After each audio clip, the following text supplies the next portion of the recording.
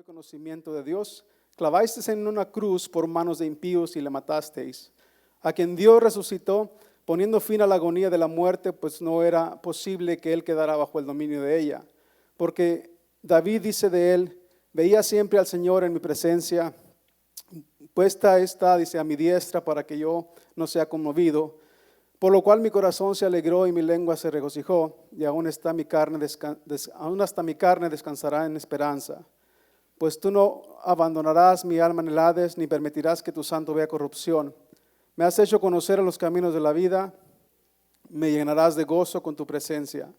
Hermanos, del patriarca David os puedo decir confiadamente que murió y fue sepultado, y su sepulcro está entre nosotros hasta el día de hoy.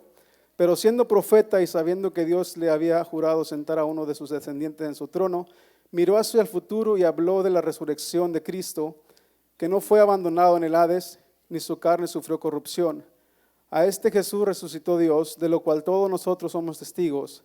Así que exaltado a la diestra de Dios y habiendo recibido del Padre la promesa del Espíritu Santo, ha derramado esto que vosotros ves y oís.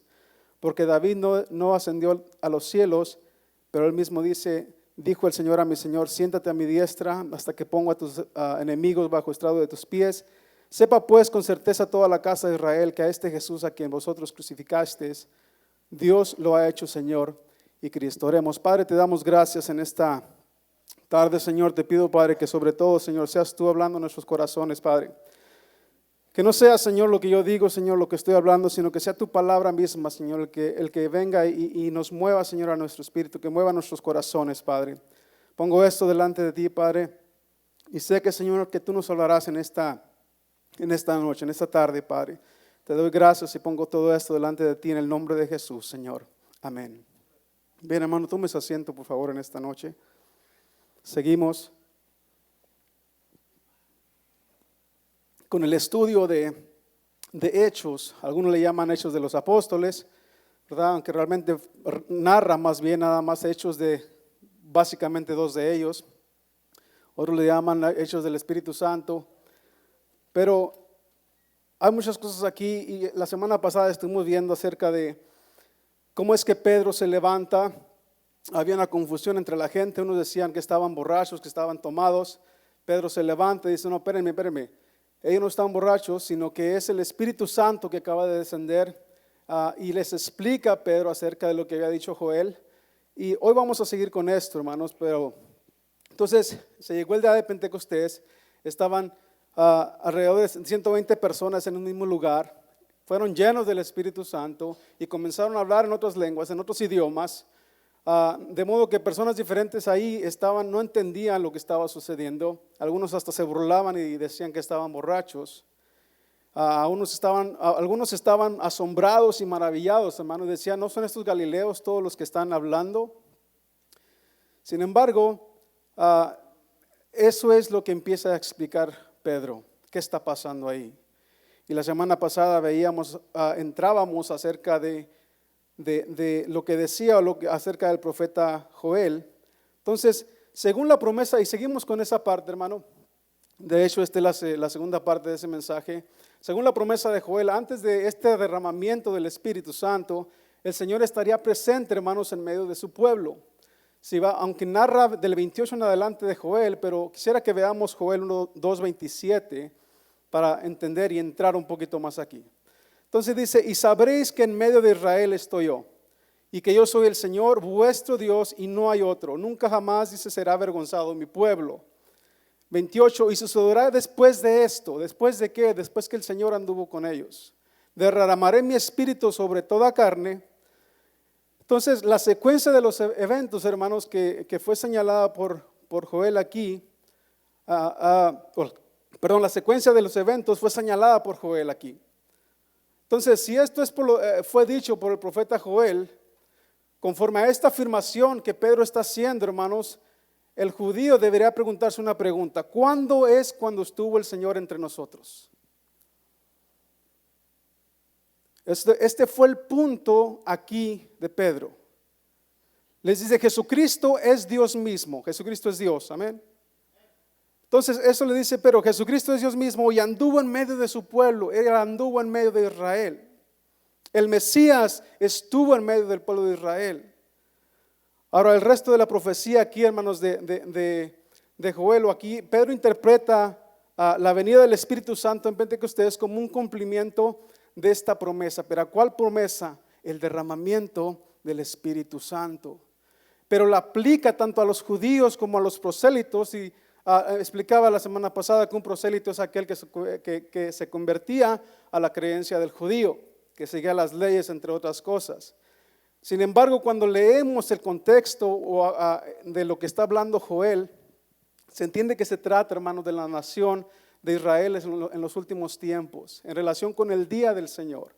Sí, y ahorita vamos a ver no mucho de esto, porque el enfoque de Pedro no es tanto dar una escatología de lo que está pasando, sino que demostrar dos frases, y ahorita vamos a llegar ahí. Entonces, dice el 19, y mostraré prodigios arriba en el cielo y señales debajo en la tierra, sangre, fuego y columna, dice en Hechos 2:19, sangre, fuego, columna de humo, el sol se convertirá en tinieblas y la luna en sangre, antes que venga el día grande y glorioso del Señor. Si leemos en la Biblia, hermanos, a través del Antiguo Testamento y el Nuevo Testamento, esa frase, el día del Señor, vamos a encontrarnos ahí que tiene que ver con el juicio más adelante, el juicio que vendrá, hermanos, a la tierra. Entonces, Joel dice que ese día agrega dos palabras, una es grande y terrible. Entonces, el profeta Joel señala el evento mismo y sus resultados. Las señales, hermanos, cosmológicas en cuanto al sol, a la luna, son figuras que van a acompañar todo este juicio. Isaías habla de esto, Marcos habla de esto, Juan también, Apocalipsis 6, 12 y 13 dice, vi cuando el Cordero abrió el sexto sello y hubo un gran terremoto y el sol se puso negro como cilicio hecho de cerda y la luna toda se volvió como sangre y las estrellas del cielo cayeron a la tierra como la higuera deja caer sus higos verdes al estar sacudida por un fuerte viento. Entonces la segunda parte de lo que menciona aquí Pedro tiene que ver a un futuro.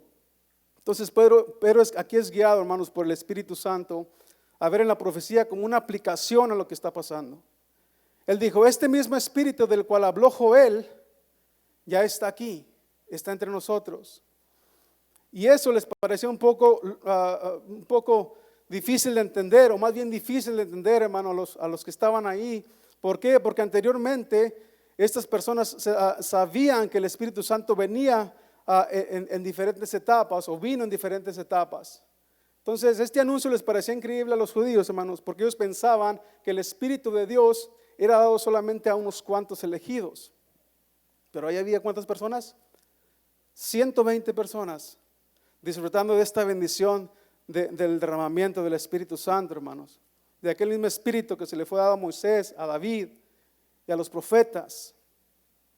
Entonces Pedro aquí cita estas palabras, estas dos frases. Dice, o quiere enfocarse más bien en estas dos frases. Una de ellas es, en los últimos días derramaré de mi Espíritu sobre toda carne. Comentaba la semana pasada que estamos en los últimos días, hermanos. Y también, ¿cuántos de nosotros si nos dieran un día, si nos dijeran, Cristo viene mañana, o en un mes, o en 2 meses, ¿qué haríamos?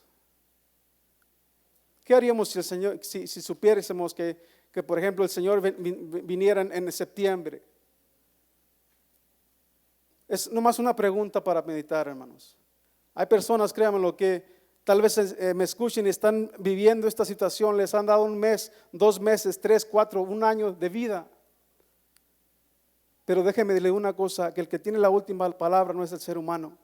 El que tiene la última palabra es el Señor. Y si al Señor le place sanar, Él lo va a sanar. Y aun cuando no sane el Señor, sabemos que tenemos una vida eterna. ¿Por qué? Porque Cristo resucitó. Y de eso habla Pedro más adelante. Y por esa resurrección, hermanos, hay esa esperanza que un día resucitaremos también nosotros y estaremos con el Señor algún día. Entonces, estas son las 2 frases que Pedro se enfoca aquí. En los últimos días derramaré de mi espíritu sobre toda carne, dice. Y la otra frase dice, y todo aquel que invoque el nombre del Señor será salvo. ¿Qué dice Juan 3:16? Porque de tal manera amó Dios al mundo, que dio a su Hijo unigénito, para que todo aquel que cree en Él no se pierda, mas tenga la vida eterna. Entonces Pedro empieza explicando esto, qué es lo que está pasando alrededor ahí. Y ahora sí Pedro empieza, hermanos, a lo que es el sermón, a lo que es los puntos de lo que él quiere hablar. En un sermón a veces, por ejemplo, vemos ahí el primer sermón de Pedro, número 2, es el título. Pero en un sermón se lleva a cabo una introducción, se lleva a cabo los puntos principales, se lleva a cabo la conclusión y entre otras cosas. Y Pedro va a entrar, hermanos, al punto principal, a los puntos principales de su sermón. Pedro explica cómo había sucedido. Su primera prueba de eso, hermano, fue la persona de Jesucristo. Les da un resumen de su ministerio, les habla de su muerte y de su resurrección. Entonces, después de citar a Joel y después de explicar este milagro de Pentecostés, hermanos, Pedro está listo para predicar el evangelio. Está listo para explicar y exponer su sermón y dar esos puntos importantes de los cuales él quiere hablar. Y uno de ellos es el ministerio de Jesús. Les dice varones israelitas, note aquí, ¿a quién les está hablando?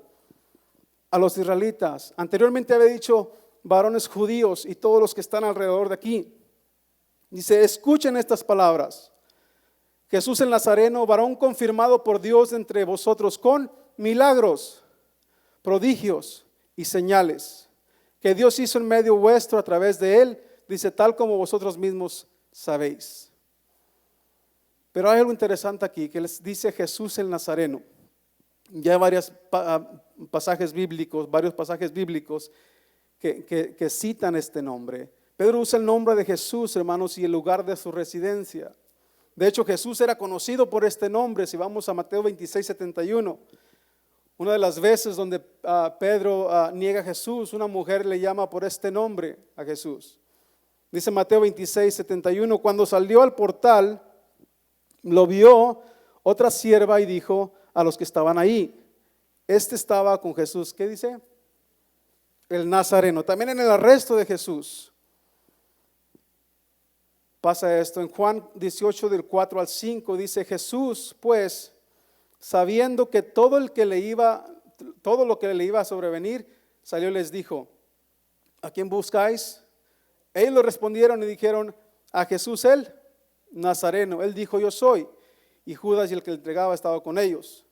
De acuerdo al letrero que le pusieron en la cruz, ¿qué decía? Jesús el Nazareno, rey de los judíos. Entonces esta gente, por eso Pedro hace referencia a Jesús el Nazareno, para que ellos entendieran y supieran de quién estaba hablando. Pedro describe también, hermanos, a Jesús como un hombre confirmado por Dios a través de su vida terrenal. Jesús es verdaderamente humano, estuvo en la tierra, sí, pero también es divino, es Dios. Dios se ha revelado, hermanos, a sí mismo repetidamente en la forma de ser en cuanto a las obras, a sus palabras. Esos oidores, hermanos, de Jerusalén habían visto y oído todos estas enseñanzas, estos milagros, estos prodigios. Dice la Biblia que eran milagros, prodigios y señales. ¿Qué es un milagro, hermanos? Un milagro es un suceso que no puede explicarse por leyes regulares de la naturaleza. ¿Sí? Por ejemplo, cuando Jesús camina sobre el agua, ¿qué ley de la naturaleza se está quebrando ahí? La ley de la gravedad. Entonces el principal objetivo del milagro es la ejecución de los planes de Dios, hermanos. Dios tiene planes. Amén. ¿Cuántos sabían o cuánto nos íbamos a imaginar que estuviésemos donde estamos ahorita? Tal vez algunos de nosotros no, ¿verdad? Hay personas, no, pues es que yo no sé hacer esto, no sé hacer lo otro. Pero sabemos, hermano, que Dios nos capacita para hacer ciertas cosas. De hecho, Dios tiene un plan para nosotros. Y uno de los principales planes, hermanos, es que prediquemos la palabra de Dios, que enseñemos la palabra de Dios, que expandamos el evangelio de Jesucristo. Entonces, aquí hay una gran pregunta, hermano. ¿Cuál es el objetivo del milagro? El objetivo de un milagro no es para exaltar al hombre. El objetivo de un milagro no es para darle gloria al hombre, hermanos, sino para que el Señor reciba toda la gloria. Él recibe toda la gloria en los milagros. Prodigios son maravillas. Algunos de nosotros tal vez hemos escuchado algunas enseñanzas o hemos visto tal vez algunas cosas, imágenes o lo que sea, y tal vez nos dejan con la boca abierta, ¿verdad? Dijimos, wow, ¿verdad? Wow. Esos son los prodigios, los milagros que el Señor hacía, hermano, causaba esto en la gente. Y ellos habían visto esto, las señales. ¿Para qué sirven las señales? Para dirigir. ¿Por qué hay señales en las autopistas, hermanos? Por ejemplo, si quiere ir a Sedona y se sube al 17, ¿para qué son esas señales? Para dirigirlo, ¿verdad? Y es interesante, hermano, que en su primer sermón, o en este primer sermón de Pedro, los puntos principales no son ni el dinero, no son ni el amor, no son el pactar, no son en tener más dinero. Los puntos principales de este sermón, hermanos, que dice aquí Pedro, es el ministerio de Jesús, la muerte de Jesús y su resurrección. Dice, estas señales que Dios hizo en medio vuestro a través de Él, tal como vosotros mismos sabéis. Entonces, ellos sabían estas cosas, hermanos. Veamos Juan 3:1.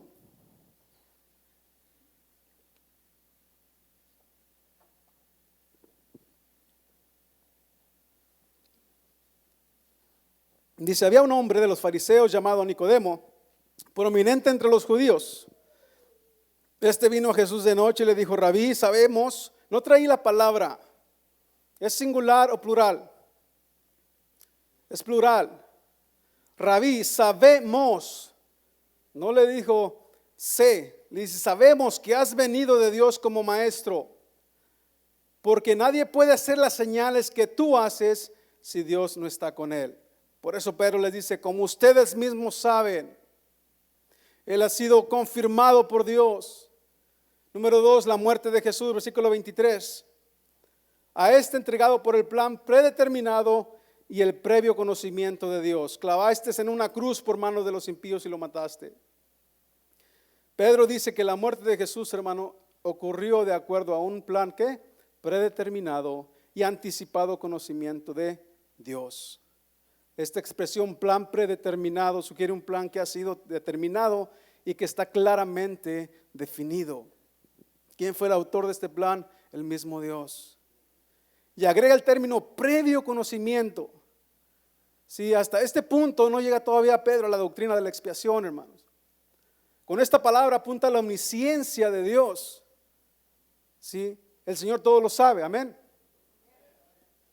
Por lo cual, ese era, cada parte de su plan, hermano, está en su pleno y anticipado conocimiento de Dios. En su epístola, Pedro también escribe que a Jesús se le escogió antes de la creación del mundo. Veamos primera de Pedro 1:20. Dice, porque Él estaba preparado desde antes de la fundación del mundo, pero se ha manifestado en estos últimos tiempos por amor, ¿a quién? A vosotros. A través de los profetas, hermanos del Antiguo Testamento, Dios fue anunciando que Cristo habría de sufrir. Hechos 3:18, que lo veremos más adelante este pasaje más detalladamente, dice, pero Dios ha cumplido así lo que anunció de antemano por boca de todos los profetas, que su Cristo debería padecer. Entonces Dios mismo entrega a Jesús a los judíos, quienes lo llevaron a la muerte clavándolo en una cruz. Y Pedro hace a sus oyentes también, hermanos, responsables de esta muerte. Ahora, ellos sabían que todo aquel que era muerto o que era clavado en un madero era maldito. ¿Por qué? Porque ellos se llevan a Deuteronomio 21:23, donde dice que todo aquel que es colgado de un madero, ¿verdad? Pero Pedro rechaza este punto de vista y les habla el plan o este plan predeterminado y les habla del conocimiento anticipado de Dios. Pedro enseña, hermanos, que los judíos debían reconocer también su responsabilidad por la muerte de Jesús. Y les dice en cada uno de sus sermones, en el capítulo 3 de Hechos, en el capítulo 5, en el capítulo 10, les recuerda esto: hey, ustedes le dieron muerte, ustedes lo mataron. Hechos 3:15 dice: y disteis muerte al autor de la vida, al que Dios resucitó entre los muertos, de lo cual nosotros somos testigos. 5:30 de Hechos dice: el Dios de nuestros padres resucitó a Jesús, a quien vosotros habisteis matado colgándole, ¿dónde? En una cruz. 10:39 dice: y nosotros como testigos de todas las cosas que hizo en la tierra de los judíos y en Jerusalén, y también le dieron muerte colgándole en una cruz. Y punto número 3 del sermón de Pedro, hermanos, es la resurrección de Jesús. A quien, dice el 24, a quien Dios resucitó, poniendo fin a la agonía de la muerte, puesto que no era posible que él quedara bajo el dominio de ella. Y en todo este sermón Pedro usa 3 citas bíblicas del Antiguo Testamento. Pedro les dice: hey, ustedes lo mataron. Pero aunque ustedes lo mataron, ¿saben qué? Dios lo resucitó, poniéndole fin a la agonía de la muerte. Pedro afirma, hermano, el hecho de la resurrección.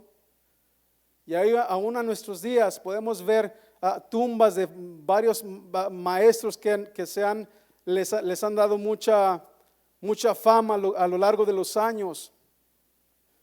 Pero la Biblia narra que el cuerpo de Jesús no fue encontrado, hermanos. ¿Por qué? Porque Él resucitó. Dice la Biblia que está sentado ¿dónde? A la diestra del Padre. ¿Sí? Entonces les dice: lo mataron, pero Dios lo resucitó.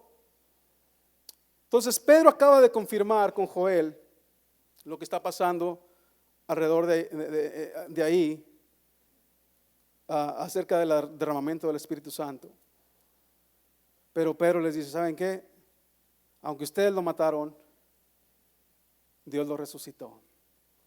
Ahora Pedro tenía que dar una prueba con las Escrituras también. Recordemos que Pedro estaba dando su primer sermón. ¿Sí? Él fue lleno del Espíritu Santo y tenía ese poder, y por eso se levanta a hablarle a esta gente y les habla en voz alta, hermano, porque más adelante dice que 3,000 personas se convirtieron, pero había más en ese lugar. Entonces, ¿cómo Pedro iba a probar, hermanos, con la palabra, con la Biblia, acerca de la resurrección de Jesús? Y ahí entra, hermanos, en la segunda prueba de Pedro, que fue la profecía de David. Entonces, tanto como el derramamiento del Espíritu demostró que Jesús es Dios, hermanos, la resurrección confirma que Él es el Mesías. Y vamos a ver esto. Por ejemplo, ¿dónde en el Antiguo Testamento habla acerca de la muerte de Jesús? Y algunos podrían decir Isaías 53, ¿verdad? Pero ¿dónde en el Antiguo Testamento habla acerca de la resurrección de Jesús? Y Pedro va a citar esto, hermanos, para hablar de la resurrección. Dice el 25: porque David dice de él: veía siempre al Señor en mi presencia, pues está a mi diestra para que yo no sea conmovido. Por lo cual mi corazón se alegró y mi lengua se regocijó, y aún hasta mi carne descansará en esperanza. Pues tú no abandonarás mi alma en el Hades, ni permitirás que tu santo vea corrupción. Me has hecho conocer los caminos de la vida, me llenarás de gozo con tu presencia. Entonces Pedro empieza citando aquí, hermanos, este salmo, el Salmo 16, sin embargo lo explica más adelante. Aquí Pedro está hablando en su sermón, está dando un sermón, se podría decir expositivo. Les da la cita bíblica y los siguientes versículos se los explica. Dice: hermanos, del patriarca David os puedo decir confiadamente que murió y fue sepultado. Está hablando de David, el patriarca. Dice que murió y fue resultado, y su sepulcro, dice, está entre nosotros hasta el día de hoy. Pero siendo profeta, dice el 30, y sabiendo que Dios le habría jurado sentar a uno de sus descendientes en su trono. ¿Quién fue uno de los descendientes, hermanos, de David? Jesús, Jesucristo. Dice el 31, y mirando hacia el futuro y habló de la resurrección de Cristo, que ni fue abandonado en el Hades, ni su carne sufrió corrupción. ¿Por qué? Porque el Señor resucitó. A este Jesús, dice, resucitó Dios, de cual todos nosotros somos testigos. Entonces la tercera prueba, o otra de las pruebas que presenta aquí, hermanos, Pedro, es la resurrección de Cristo. Y vamos a esto en el 33, dice, así que, exaltando por la diestra de Dios y habiendo recibido del Padre la promesa del Espíritu Santo, ha derramado esto que vosotros veis y oís. Entonces sigue una cierta lógica, Pedro. Si el Espíritu Santo está en este mundo, dice, entonces Dios debe haberlo enviado.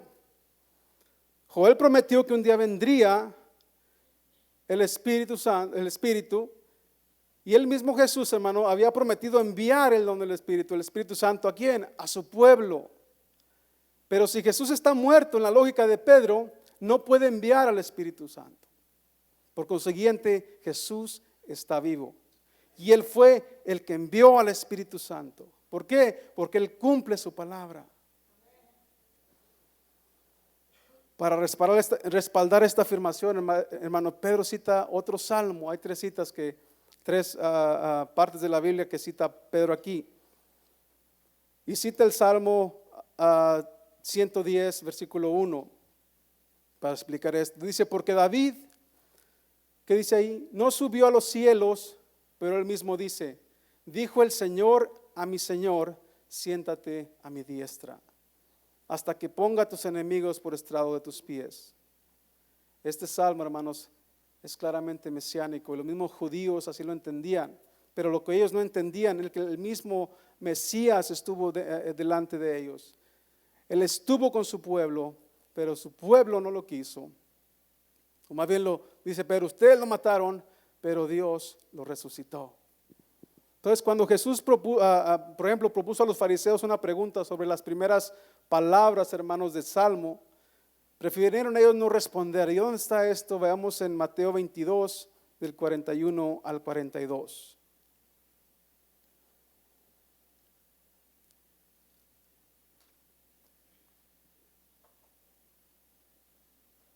Mateo 22, 41. Perdón, hermano, hasta el 44. Dice, estando reunidos los fariseos, Jesús les hizo una pregunta, diciendo, ¿cuál es vuestra opinión sobre el Cristo? ¿De quién es hijo? Ellos le dijeron, de David. Él les dijo, entonces, ¿cómo es que David en el Espíritu le llama Señor, diciendo, dijo el Señor a mi Señor, siéntate a mi diestra, hasta que ponga a tus enemigos debajo de tus pies?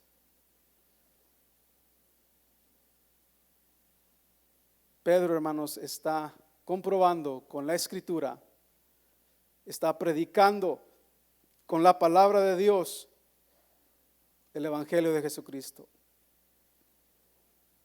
Y Pedro empieza, después de explicar todo lo que estaba pasando ahí, ahora sí que a predicar la palabra de Dios. Amén. Dice el versículo 36. Sepa pues ciertísimamente toda la casa de Israel, que a este Jesús a quien vosotros crucificasteis, Dios le ha hecho Señor y Cristo. Aquí Pedro, hermanos, está llegando, o llega más bien, a la conclusión de este sermón. Y vamos a ver dos puntos aquí. Número uno, todo Israel. ¿A quién les está hablando Pedro? Primero le dice, vosotros judíos y todos los que están alrededor, ¿verdad? Después les dice, vosotros ¿qué? Israelitas. Pedro no va a entrar con el gentil, hermanos, hasta el capítulo 10. Ahora, aquí Pedro llega a esta conclusión de su sermón. Observemos esto. Todo Israel, en esta conclusión, hermano, Pedro apela a todo el pueblo que dice ser israelita. Lo hace porque Israel como nación se considera el pueblo de Dios. Y repetidamente, hermano, Dios les decía esto: yo seré tu Dios y tú serás mi pueblo. Además, cuando Jesús envió a sus discípulos en su primera gira misionera, les dio instrucciones de no ir a los gentiles. Mateo 10:6 les dice: sino vayan a las ovejas perdidas de la casa de Israel. Vayan a la casa de Israel.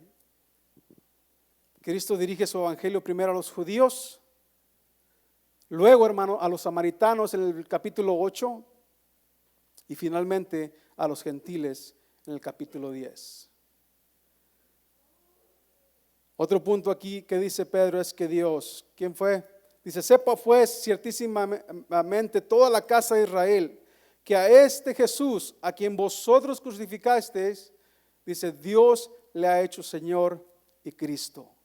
Señor y Cristo. Entonces, aquí dice que Dios le ha hecho Señor y Cristo, hermanos.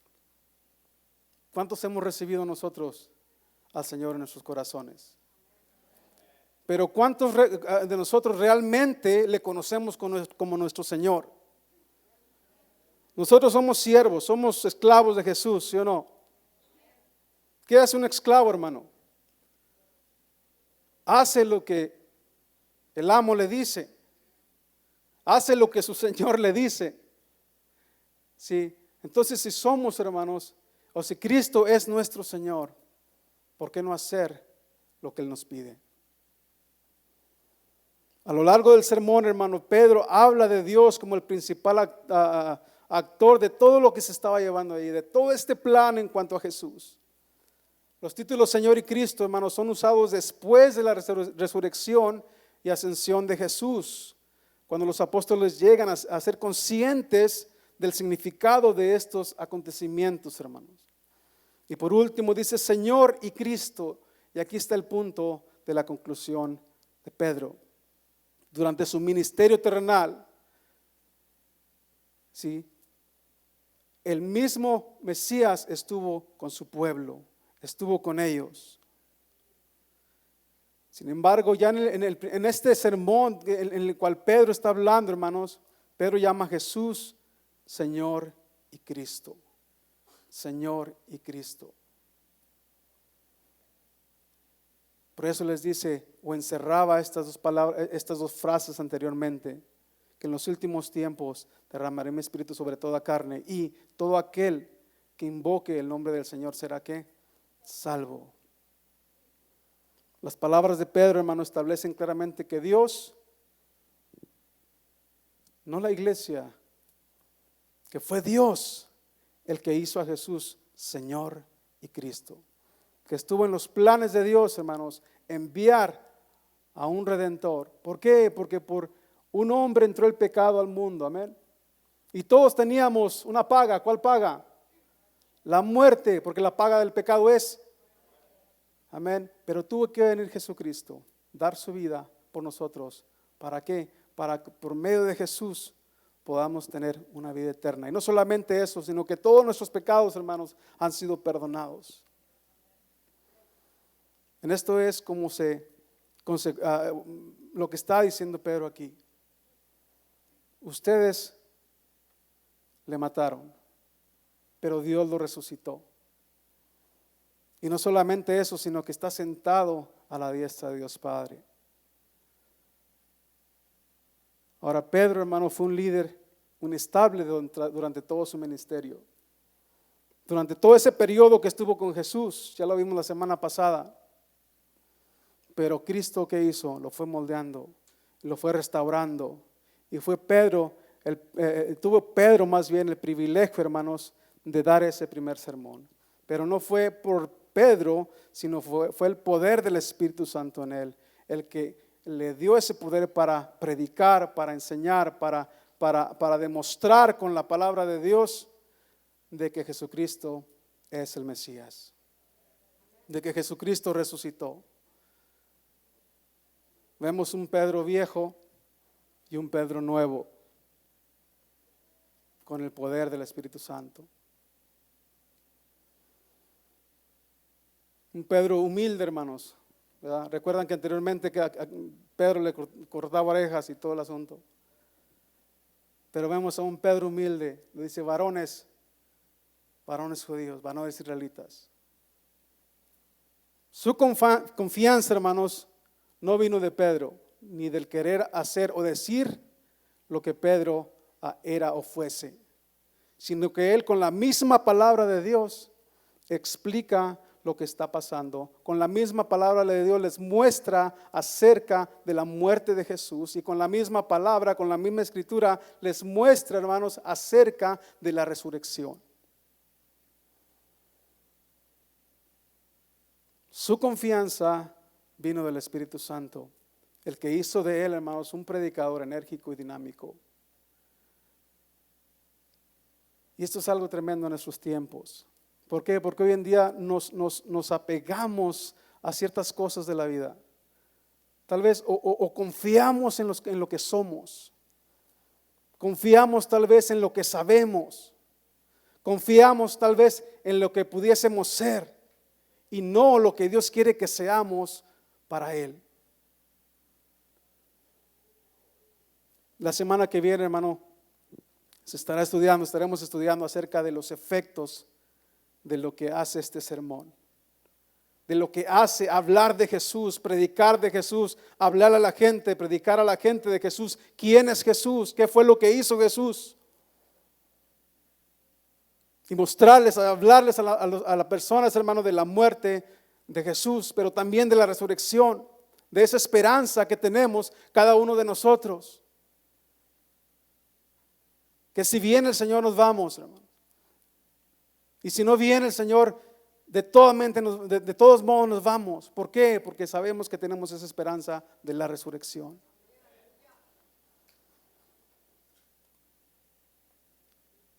Este es el sermón de Pedro, hermanos. El primer sermón que no habla de tanta cosa que se habla hoy en día. Habla solamente de Jesús, de Jesucristo. Y de hecho en cada predicación usted va a escuchar el nombre de Jesús. ¿Por qué? Porque a lo largo de la palabra de Dios está ahí Jesucristo, está ahí el Mesías. Ese Cristo, hermanos, que está sentado a la diestra de Dios Padre. Hay mucha gente que está desesperada por el que va a pasar mañana. Que si nos vamos a graduar de la escuela, que si vamos a terminar ciertas cosas, que si vamos a hacer esto y lo otro. Prediquemos la palabra de Dios, hermanos. Hablemos a la gente del Evangelio de Jesús. Hablemosles a las personas de quién es Jesús, de las maravillas que hizo Jesús, de las maravillas que sigue haciendo en cada vida, en cada corazón, aquel corazón que viene y le acepta. De eso hablaba Pedro.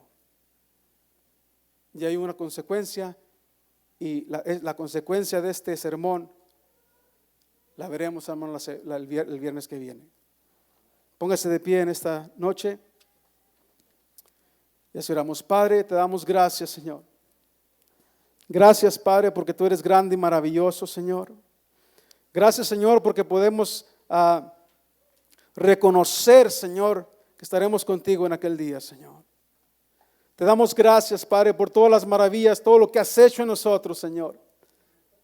Gracias por ese Espíritu Santo, Señor, que nos guía, Padre, por el buen camino, Señor, que tenemos ese Espíritu Santo en nuestras vidas, Señor. Padre, te pido que nos bendigas en esta noche, Señor, y que tú sigas obrando en cada corazón aquí presente, en cada persona que escucha la palabra de Dios. Padre, te doy gracias, Señor, en el nombre de Cristo Jesús, que es sobre todo nombre, Señor. Te damos toda la gloria y toda la honra, Señor. Amén.